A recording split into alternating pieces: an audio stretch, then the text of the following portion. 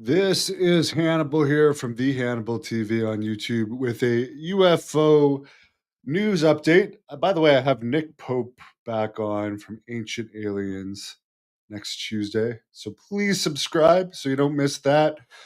Lou Elizondo, who testified at a congressional hearing related to UAPs last year, also had a written response to the House Oversight Committee regarding the hearing on unidentified anomalous phenomena. So I'm going to go through that with you guys right now, his written responses. I'm going to read them to you. And let's get into it. I will read them to you from Twitter. You know what? I'll put it up on the screen too. Here we go. Does any branch of the U.S. government or defense contractors, aerospace or otherwise, possess technology derived from a non-human source? Elizondo says, yes. I served as the senior ranking person of the Advanced Aerospace Threat Identification Program within the Department of Defense. ATIP investigated unidentified anomalous phenomenon. ATIP engaged senior executives at DoD defense aerospace companies who claimed they possessed recovered exotic material not made by any U.S. or foreign source, because these executives indicated that they could no longer glean additional insight from such material. They initially agreed to allow ATIP/OSAP to take custody of the material. Confirmation of this may be inferred from an official DoD Office of Pre-Publication and Security Review document dated September 6, 2023. This document authorized the release of a statement by Dr. James Lakatsky, the former director of the Advanced Aerospace Weapon System Application Program. The statement, marked cleared for open publication, reads in part, the 22 million allocated for the DIA OSAP after speaking to multiple individuals on the program was originally intended to skiff out Bigelow Aerospace facilities in Las Vegas due to a UAP material divestment plan proposed to OSAP leadership by Lockheed Martin Space Systems Vice President Dr. James Ryder. This statement addressed the crash retrieval of UAP materials recovered during the 1950s and other historical operations. It was also informed that immediately following the terrorist attack on 9/11, the US government significantly reduced its UAP legacy efforts due to the budgetary constraints associated with the global war on terror. The second question was, does any branch of the US military or defense contractors, aerospace or otherwise, employ exotic materials of non-human or non-terrestrial origins in any application, including aircraft and warcraft? Lou's response was yes. The US government or a defense contractor has in its possession exotic materials of non-human origin. Question 3, has the US government or defense contractors made new breakthroughs in physics that are currently undisclosed to the general public, including the university level? Lou responded, yes.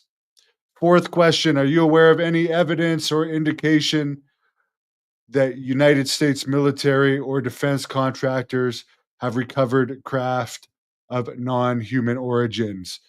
Yes, we're the non-human entities associated with these craft. B, were the non-human entities recovered alive? For the A answer, yes, he is aware of several incidents where US military and certain defense contract companies recovered craft and vehicles of non human origin. In some cases, biological specimens were recovered from such crashes. B, he is unaware if any of these specimens were alive at the time of recovery. Furthermore, he's unaware if these biological specimens were complete specimens or partial due to the nature of the crashes.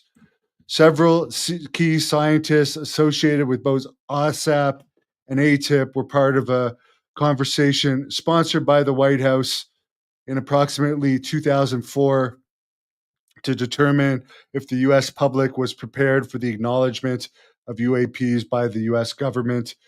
After approximately 1 week of deliberation, the decision was made that the US government should not disclose any UAP related information to the public. Question number 5: is it possible UAPs are extra dimensional rather than extraterrestrial? What I mean by that is it possible that UAPs might not fit in the traditional narrative of aliens from another planet, but could instead be entities from other dimensions? Lou responded, yes. Several scientists from within ATIP proposed that UAP may have interdimensional or even cryptozoological origins, leveraging cutting edge knowledge of quantum physics and human consciousness. Some scientists suggest that non human intelligence, potentially responsible for operating certain UAP, might be as integral to our environment as other natural phenomena. However, we currently lack the tools to observe or measure them using conventional scientific methods. Another hypothesis put forth by ATIP scientists suggests that UAP may originate from the depths of our oceans. There is a well documented correlation between large bodies of water and UAP activity, which could explain why the US Navy has reported more incidents than to any other service. Notably, as of June 2024, the National Oceanic and Atmospheric Administration reported that only 26.1% of the global seafloor has been mapped by modern high resolution technology. See, and just to say on that, I definitely believe some of these are crypto terrestrial, that these are some of these things are already on our planet, uh, located somewhere that we cannot see. Let's get into question 6. Are you aware of the recent claims made by journalist Christopher Sharp regarding Bigelow Aerospace, Lockheed Martin, and the CIA allegedly blocking the transfer of materials of advanced non-human origin? Response: yes, the CIA opposed the transfer of materials of advanced non-human origin from Lockheed Martin to Bigelow Aerospace. Question 7: can you confirm or deny the attempt to transfer non-human technology to Bigelow Aerospace from Lockheed Martin during your time at ATIP? Yes, I can confirm that specific facilities were identified to enable Bigelow Aerospace to acquire and securely store recovered UAP materials as the new custodian following their transfer from Lockheed Martin. These facilities included locations in the Las Vegas area and a newly built hangar at the Paxient River National Naval Air Station, sorry. Specifically, the Pax River hangar was designed to facilitate the transfer of future materials via air and river.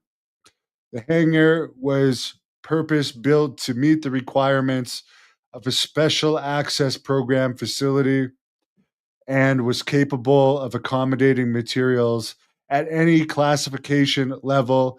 I was informed that the funding for the hangar approximately 10 million, was allocated at the request of then Representative Steny Hoyer. I have visited this facility. However, as it was new construction at the time, no materials had yet been transferred. Question 8: how was it determined that Lockheed Martin had such non human technology to begin with? If so, how was it confirmed by Lockheed Martin? Mr. Elizondo says, I am unable to answer this question due to lack of direct knowledge. Number 9, were you aware of any efforts by the CIA to block the transfer of UAP materials or information during your tenure at ATIP? Yes, and similar obstructionist efforts were also made by the US Air Force. There seemed to be a passive resistance from certain elements within the CIA and a more active campaign by specific factions within the US Air Force to suppress inquiries and investigations into the UAP topic. Question 10: do you believe that the CIA or other government agencies are actively working to conceal UAP related information from the public? Yes, many of my former colleagues and I have faced retaliation from our public advocacy for UAP transparency. This has included efforts to suspend or revoke our security clearances, as well as direct threats to our safety and to our families. Some elements within the DoD and intelligence community have engaged in what can only be described as administrative terrorism to deter individuals with security clearances from raising this issue. Other forms of retaliation have included harassment, surveillance, adverse bureaucratic actions, unauthorized data leaks, criminal investigations, and even death threats. Additionally, efforts to discredit whistleblowers and spread disinformation to the public and Congress by certain Pentagon public affairs officials have persisted for at least 7 years, if not longer. Question 11, the last question: was any or all of these 22 million said to have gone to AASAP program earmarked for this alleged transfer of non human intelligence from Lockheed Martin to Bigelow Aerospace? Response from Lou Elizondo: the $22 million of funded OSAP ATIP was directed to a variety of programmatic needs, including commissioning academic studies on advanced physics concepts, funding civilian personnel and contractors, and conducting field research. As a result, 37 of these academic studies were published as Defense Intelligence Agency's Defense Intelligence reference documents. It says see attachments, which I don't have. In addition to my response above, I strongly encourage the committee to obtain the U.S. government's current UAP security classification guide, which outlines the classified aspects of UAP and their levels of classification. Additionally, the committee should review the latest UAP collection requirements from the Office of the Director of National Intelligence, as these might highlight critical gaps in our understanding of UAP relevant to these inquiries. So, a lot to digest there. Very, very interesting. Ryan is not a fan of Elizondo. I do have to say I'm interested in reading this type of stuff. And yes, it does give us some more information bit by bit. A lot of it seems repetitive because a lot of what, for instance, Elizondo and a lot of these other people say on these various shows is repetitive, but there is little tidbits of new information that come out here and there. So I'm going to keep following it, and I am interested in the topic. I'm more interested in the UAP topic than the JFK topic. I wish they were going to declassify more from UAP before JFK, but it sounds like Anna Paulina Luna's new program of declassification is going to do JFK first. So we'll have to wait and see. But yes, I understand where you're coming from. Some of you guys who are tired of not enough tangible proof out there, but there have been steps forward. But there is a lot of people out there that are less credible than others. To me, Lou is one of the more credible ones. Have a great day.